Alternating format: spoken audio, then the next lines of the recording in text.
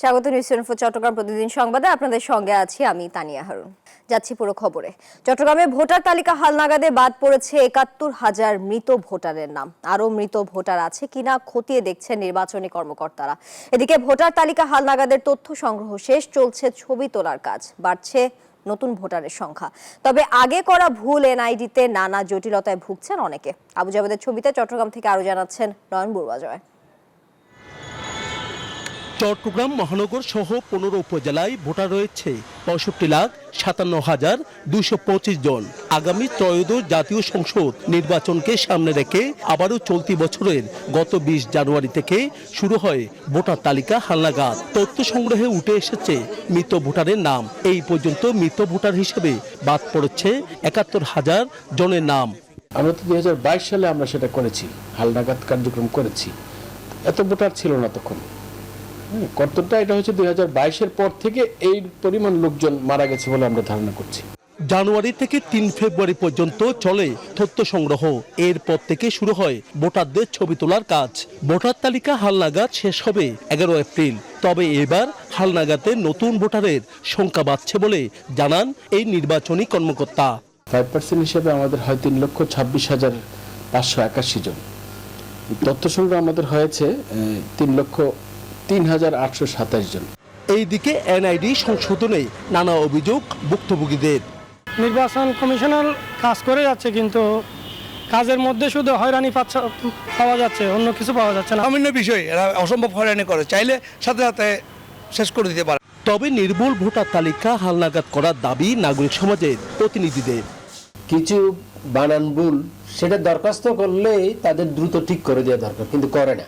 মানুষকে মাসের পর মাস, বছরের বছর, এবং আমরা যেটা জেনেছি ব্যাপক হারে একটা এনআইডি কারেকশন করতে গিয়ে ব্যাপক একটা দুর্নীতির আশ্রয় হচ্ছে।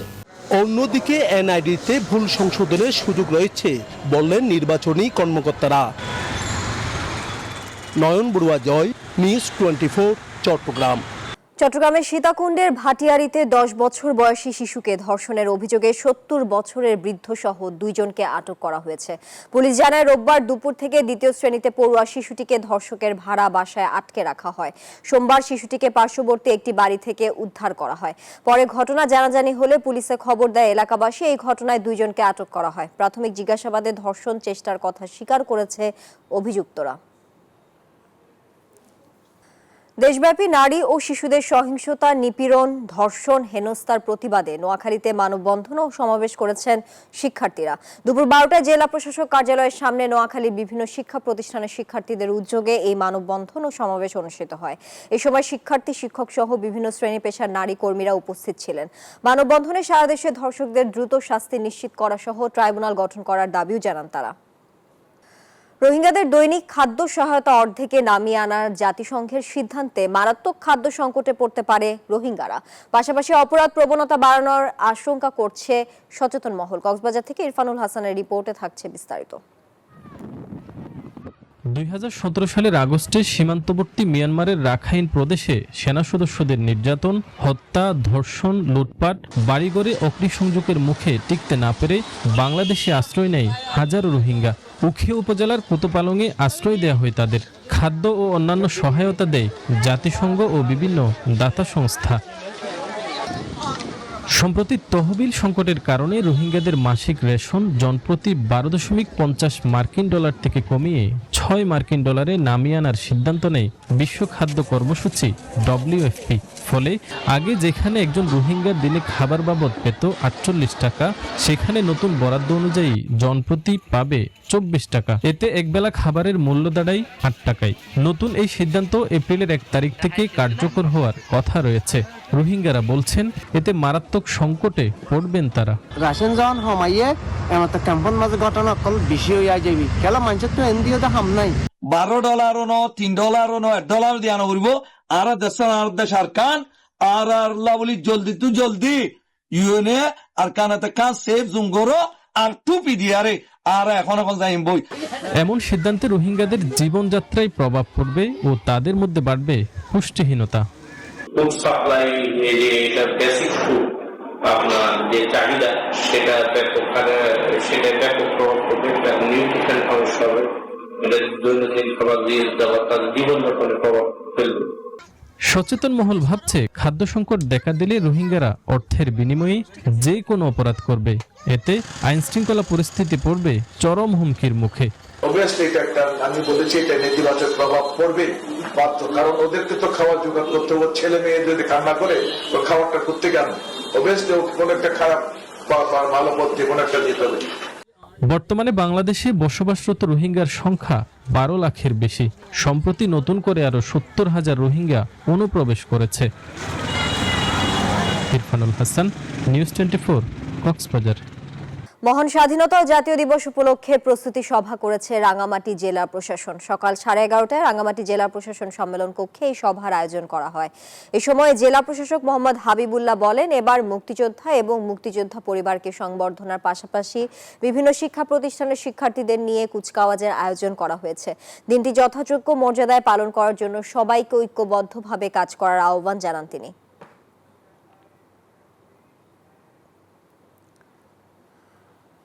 রাঙ্গামাটিতে পেটে বাচ্চা নিয়ে মারা গেল মা বন্য হাতি। মঙ্গলবার বিকাল 3টার দিকে রাঙ্গামাটি রাজস্থলী উপজেলার কাইংটং পাড়ায় এই ঘটনা ঘটে। বন কর্মকর্তারা বলছেন, প্রসব বেদনার যন্ত্রণায় বাচ্চা সহ মৃত্যু হয়েছে মা হাতির। হাতিটি উদ্ধার করে ময়নাতদন্তের কাজ সম্পন্ন করা হয়েছে। প্রাণী সম্পদ বিভাগের চিকিৎসকরা জানিয়েছেন, হাতির পেটে বাচ্চার অবস্থান ঠিক না থাকায় হাতিটির মৃত্যু হয়েছে।